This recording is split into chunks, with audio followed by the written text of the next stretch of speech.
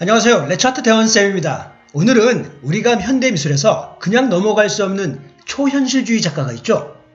바로 살바도르 달리입니다. 여러분이 깜짝같이 모르고 있던 살바도르 달리의 15가지 재미난 사실들이 무엇이 있는지 알려드리도록 할게요. 우선 그가 속해 있던 초현실주의는 무엇일까요? 초현실주의 운동이란 20세기 예술계에서 이미지의 비합리적인 배치에 의해 무의식적인 마음의 창조적 잠재력을 드러내려는 예술과 문학에서의 전위 운동을 말합니다. 어렵죠? 다시 쉽게 정리하여 말씀드린다면 한마디로 아무 생각 없는 상태에서 무의식적으로 전혀 말이 되지 않는 대상을 말이 되지 않게 배치해서 표현한다는 말입니다. 왜일까요? 왜 굳이 말도 안 되는 상태를 그리는 것이 예술로 생각하게 되는 걸까요? 살바도르 달리를 심도 있게 다루기 전에 그들이 심취했던 초현실주의 운동의 정의에 대해 쉽게 결론부터 말씀을 드리겠습니다. 앙드레 브레통은 그의 초현실주의 선언서에서 이렇게 이야기합니다. 초현실주의 운동은 우리가 마치 꿈을 꾸는 듯한 그런 장면이나 현상을 콜라주나 심볼 등을 시각적으로나 또는 문학적으로 표현하고자 하는 것입니다. 그렇다면 왜 그들은 이런 운동을 하려 했을까요? 그 이유는 1차 대전 후 기존 사회의 가치에 대한 혼란이 당시 유럽에서 팽창하기 시작하고 있었습니다. 기존의 경직된 논리적 사고와 문화를 부정을 하게 되고 그런 경직됨에서 벗어나기 위한 진정한 자유를 찾고자 하는 그런 힘이었습니다. 그래서 무의식을 중요하게 생각하게 된 거죠. 어려서부터 괴짜였던 그는 어떤 경계선이나 한계를 넘는 것을 무척 즐기는 성격을 지녔으며 그런 점이 그의 개인적인 삶이나 프로로서의 삶에 대해서 그의 큰 특징으로 나타납니다. 그리고 재미난 점은 달리는 어려서부터 그의 이런 독특한 성격 때문에 자기 자랑도 잘하고 약간 사기꾼 기질도 있다고들 여깁니다. 그런 관점에서 그의 놀라운 사실들을 좀 들여다보도록 하겠습니다. 자, 여기 여러분들이 잘 모르셨던 15가지의 초현실주의 괴짜 화가 달리의 사실들이 있습니다. 첫 번째 사실은 달리는 그의 죽은 형의 부활이라고 믿었답니다. 그의 이름 살바도르는 그만의 이름이 아니었습니다. 아버지와 그의 죽은 형의 이름도 살바도르였습니다. 그의 부모는 달리가 5살 되던 해에 그의 죽은 형의 무덤에 데려가 그가 그의 죽은 형의 환생의 존재라고 했습니다. 여기서 달리는 그 컨셉을 통해 죽은 형은 자신의 첫 번째 유형의 모습이었지만 너무 완벽하려고 생각했었다라고 믿었습니다. 그의 말년에 형의 초상화라는 그림처럼 많이 등장하곤 했습니다.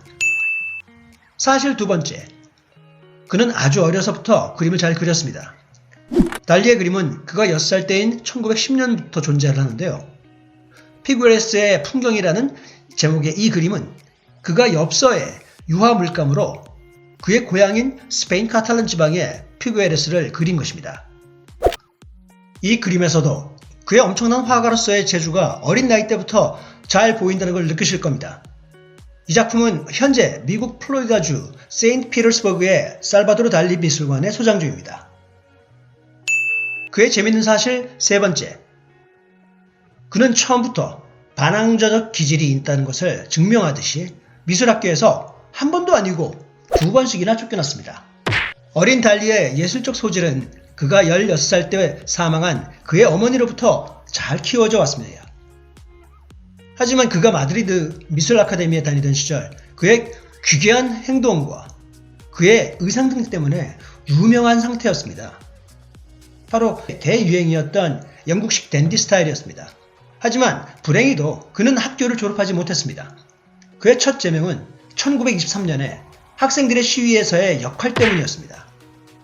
쫓겨난 지 얼마 안 돼서 겨우 다시 학교로 돌아왔을 때 그는 다시 퇴학을 당하게 됐는데요. 1926년 졸업시험 직전이었다고 합니다. 1942년 살바도르 달리의 비밀스러운 삶이라는 제목의 그의 자서전에서 그는 그의 이 흑역사를 밝힙니다. 그가 학교에서 쫓겨난 것은 졸업 면접시험을 거부했기 때문이라는데요. 그는 당당히 이렇게 회고합니다. 난 확실히 면접장에 앉은 세 교수들보다 똑똑한데 내가 왜 그 자리에서 면접을 당해야 해? 그러므로 그 사람들이 날 면접하는 것을 거부한 거야. 난 그 시험 주제를 누구보다도 잘 알아. 라고 말이죠. 하지만 이 퇴학은 젊고 당당한 달리를 수그러뜨리거나 조심스럽게 하지는 못했습니다. 그리고 몇 년 후 파리로 간 그는 그의 당시 아이돌이었던 파블로 피카소를 만나게 됩니다. 그의 재밌는 네 번째 사실. 그는 마약을 하지 않았습니다. 당시 많은 사람들이 달리의 작품을 보거나 그의 괴짜 같은 행동을 보면서 약물 중독자가 아닐까 의심하는 경우가 많았습니다. 아마 여러분들도 한 번쯤은 그런 생각을 하셨겠죠. 하지만 그는 그의 상태를 어떤 약물이나 화학적 반응에 의해 조종하는 그런 행동은 절대 없었답니다. 한 번은 그가 아주 유명한 말을 남겼는데요. 난 마약을 안 해. 내가 마약인걸.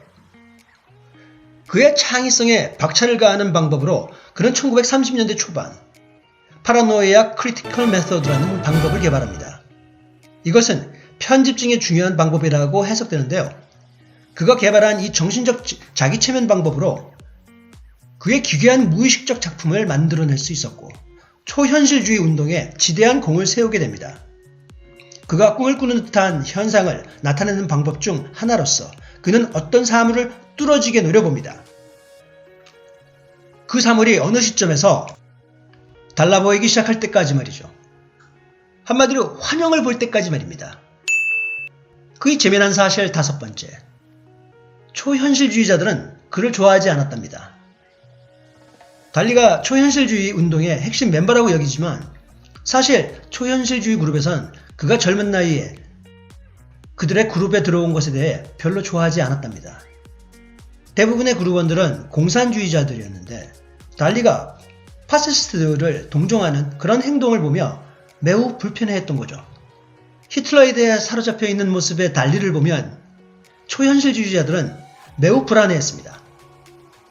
난 자주 히틀러가 여자를 꿈꾸는 또 다른 남자로 상상해보게 돼 라는 기괴한 상상을 말한 적이 있습니다.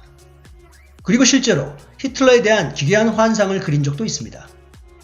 바로 1958년의 이 작품에서 말이죠. 보시다시피 이 그림은 조용한 풍경화입니다. 그러나 이것을 이렇게 돌려볼까요? 그럼 무엇으로 보이시나요? 히틀러의 트레이드마크인 코스염을 확대한 듯합니다. 그보다 20여 년 전인 1934년 그의 동료이자 리더였던 앙드레 브레통이 동료들을 불러 달리를 쫓아내려 한 적이 있었습니다. 브레통은 달리의 히틀러 찬양과 같은 초현실주의 운동에 반대하는 행동들이 모두 유죄이고 파시스트를 동경하는 그런 것들은 달리의 행동 때문에 그를 퇴출해야 한다고 강력히 주장하기도 했습니다. 물론 달리는 어땠을까요? 여러분도 예상하셨을 때 그는 전혀 개의치 않고 그만의 믿음과 행동과 방식으로 작품을 계속해 나갑니다. 심지어는 피카소와는 달리 스페인의 독재자 프랑코를 여러 번 만나서 지지를 보냈다고 합니다. 그의 사실 여섯 번째. 그는 비정상적인 결혼 생활을 했습니다. 갈라라고 알려진 엘레나 디아코바노바는 1929년에 초현실주의 시인이던 폴 에드와드와 결혼을 합니다. 하지만 10살 연하에 달리를 알게 되며 그 둘은 빠르게 사귀게 되고 결국 남편 에드와드와 이혼을 하고 이 둘은 결혼을 하게 됩니다. 그들의 결혼식은 공공장소에서 거행되었는데요. 사실 달리의 가족들이나 친지들은 10살이나 연상인 이 러시아 이혼녀를 좋아하지는 않았습니다. 하지만 그녀는 달리의 아티스트로서의 경력에 지대한 기여와 역할을 했을 뿐만 아니라 그의 매니저 역할과 연인의 역할도 아주 왕성하게 했답니다. 1950년대 갈라는 공개적으로 다른 사람들과도 연애를 했는데요. 하지만 오히려 이를 달리는 부추겼다고 하네요.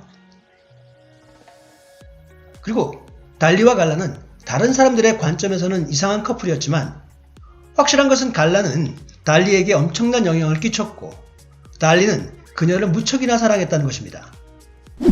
우리와는 다른 관점과 방법으로 말입니다. 그가 그녀에 대해 남긴 말 중에 나는 갈라를 잘 닦아서 빛나게 할 수 있어. 그녀는 나보다 더 중요한 존재이고 난 그녀를 나 자신보다 더 잘 케어해 줄 수 있어. 왜냐하면 그녀가 없는 것은 이 세상의 종말이기 때문이지. 라는 말을 남겼습니다. 재밌는 사실 7번째.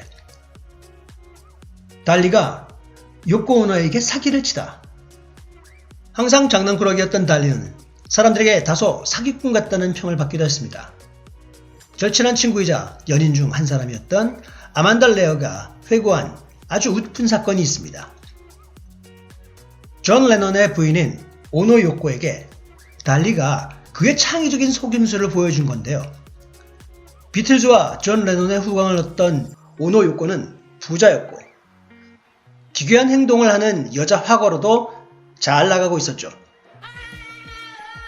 달리가 오노 요코에게 사기친 이야기는 다음 주 2부에서 자세히 공개하겠습니다. 어떻게 사기를 쳤는지 궁금하시다면 다음 주 2부 본방사수 꼭 부탁드릴게요. 그럼 그때까지 안녕!